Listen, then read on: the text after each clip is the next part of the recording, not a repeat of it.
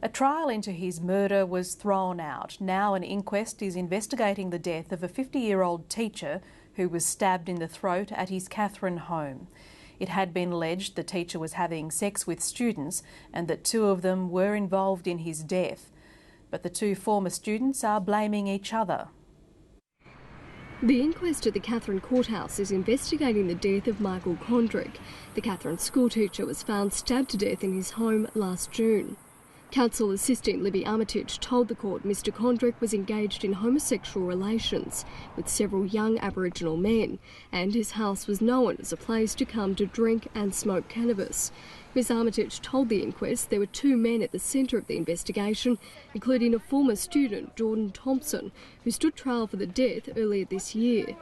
The case against him was abandoned and the 18-year-old walked free after new forensic evidence was presented. Jordan Thompson's 16-year-old girlfriend told the inquest that on the night of the death her boyfriend came home shaking and frightened. He then told her the teacher had been killed by the man from Beswick.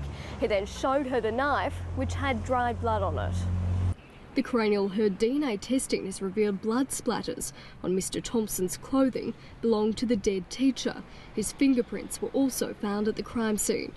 The counsel assistant said she would also be raising concerns about the police investigation into the death, particularly the way Mr Thompson was handled in custody. She said he was denied a mattress and water in his cell and forced to engage in unrecorded police interviews. The coroner Greg Kavanagh said the quality of the police investigation was a matter of note for him because the police investigation was a coronial investigation. The other person of interest is Samuel Wesson. The inquiry heard he was in a sexual relationship with the deceased and also had been forensically linked to the crime scene.